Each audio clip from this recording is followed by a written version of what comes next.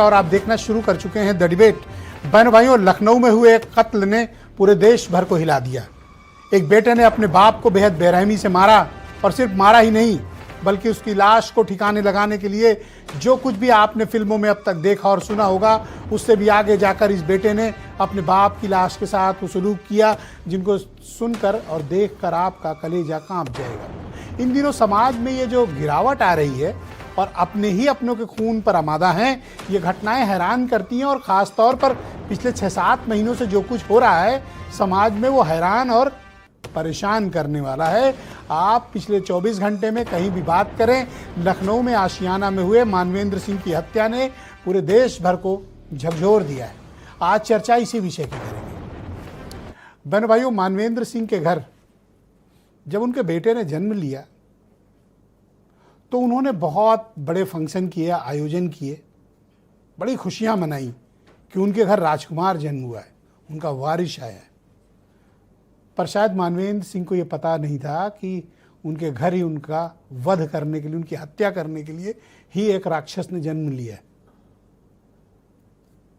ये खबर सुनकर कोई भी व्यक्ति का कलेजा कांप उठेगा कि एक बेटे ने अपने बाप की गोली मारकर हत्या कर दी, सिर्फ इस बात के लिए कि वो पिता अपने बच्चे को पढ़ाई के लिए, नौकरी के लिए और लगन और मेहनत के साथ पढ़ने के लिए बार बार दबाव बनाता था।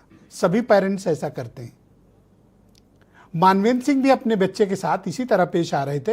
हालांकि उनका व्यापार था, बिजनेस था, लेकिन उसके बावजूद वो चाहते थे कि उनका बच्चा पढ़ लिख कर अच्छी सरकारी नौकरी में आए, एक बेहतर इंसान बने। तो अपने बच्चे पर वो दबाव डाल रहे थे कि पढ़ो।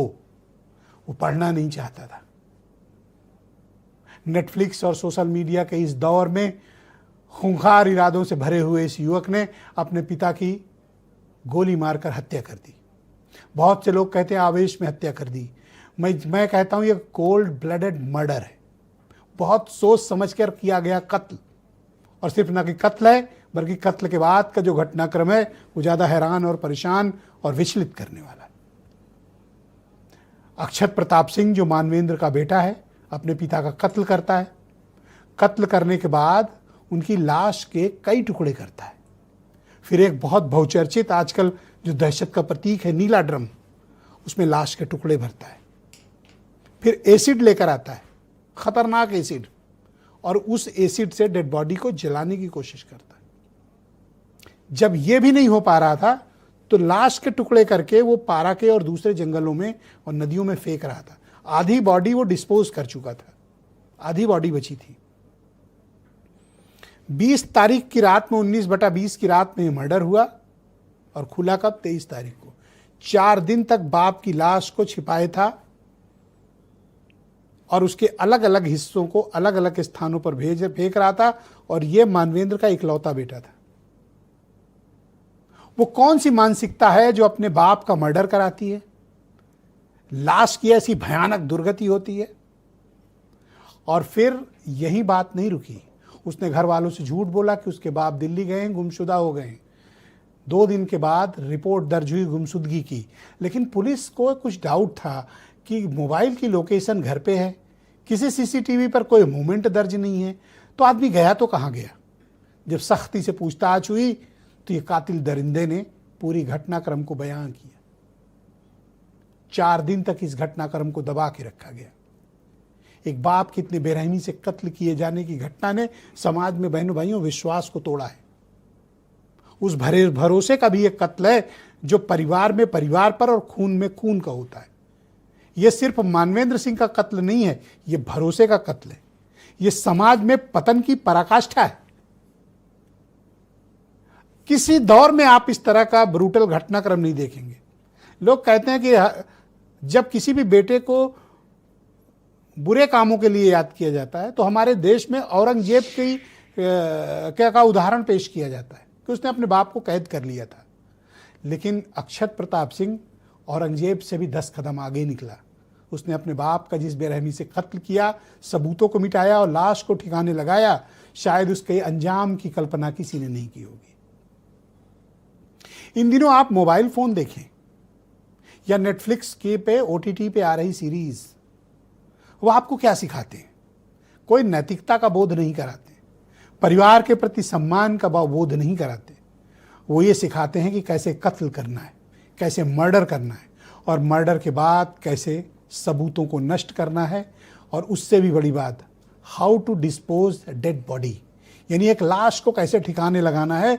यह आजकल आपको नेटफ्लिक्स के किसी भी सीरीज़ में बड़ी आसानी से बताया जाता है कि कैसे आरी से काटिए, फिर उसका ब्लड निकालिए, कैसे डीप फ्रीजर में रखिए, और फिर उसके पार्ट्स को अलग अलग जगह डालिए। ऐसे 20-25 सीरीज़ हैं ऐसी, और मोस्ट पॉपुलर सीरीज़ हैं जहां कत्ल करना, कत्ल करने के बाद सबूत मिटाना और डेड बॉडी को डिस्पोज करना।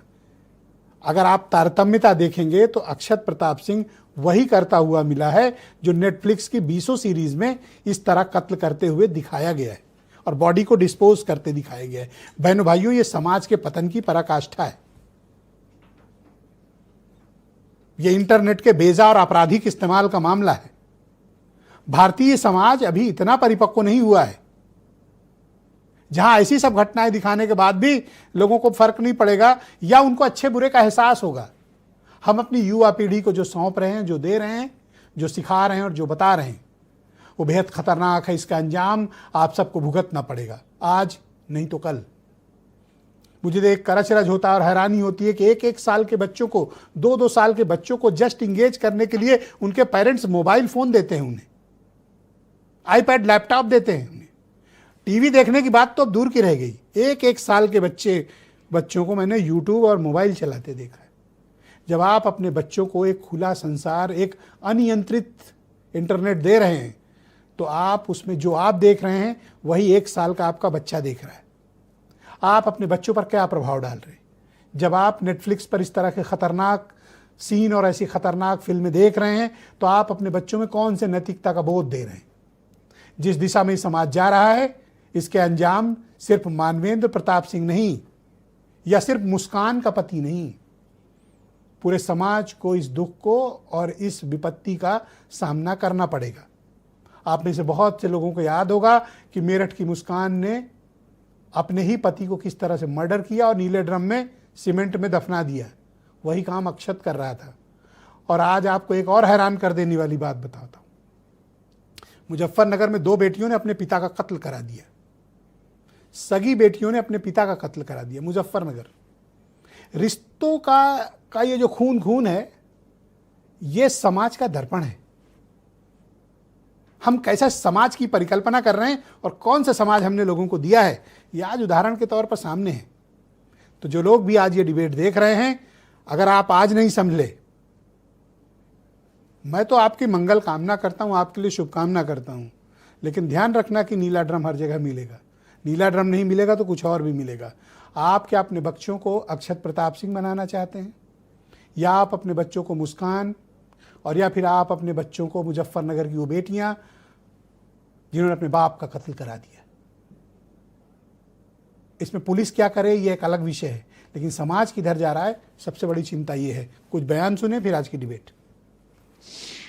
हम लोग खुद ही सोच रहे हैं, भला बताइए कैसे हो गया, क्या मतलब ये। हम लोगों के सामने यहीं पैदा हुए, अब भैया के यहाँ रहते थे, पहले पैदा, फिर बाहर चले गए किराए, फिर मकान भी हमें दिलाया, फिर मतलब दिलाया था। और क्या कहते हैं, मतलब कभी ऐसा लगा ही नहीं कोई को दूसरा कुछ कहे, तो हम लोग खुद ही बच्चे के, मतलब हमारे बच्चे हैं। मित्र ने इनके बताया कि ये गायब हैं, तब हम लोगों ने इनको राजा को बुलाया था, मतलब अक्षय प्रताप सिंह को बुलाया कि आओ क्या कैसी कहानी है। तो उन्होंने बताया था कि वो दिल्ली गए हैं, हमसे कह के गए, एक पॉलीथीन लेके दिल्ली चले गए। इसके बाद उनका फ़ोन लगना बंद हो गया है। 72 घंटे हो गए, तब हम लोगों ने बोला नहीं ये बर्दाश्त से काबिल नहीं है, अब इस पे एक्शन लेना चाहिए। तो आज पुलिस 10-20 लोग गए, पुलिस वालों को कायदे से प्रेशर बनाया, तो उन्होंने फिर CDR के लिए प्रोसेस किया है। अक्षत प्रताप सिंह, जिसकी उम्र लगभग 19 साल है, उसने उनकी हत्या कर दी थी। उसी दिन 20 तारीख को ही सुबह लगभग 4:30 बजे राइफल से उनकी हत्या कर दी, और शव को फिर छुपाने के दृष्टिकोण से शव का कुछ छत विछत कर किया है, जो कि ग्राउंड फ्लोर से पाया गया है।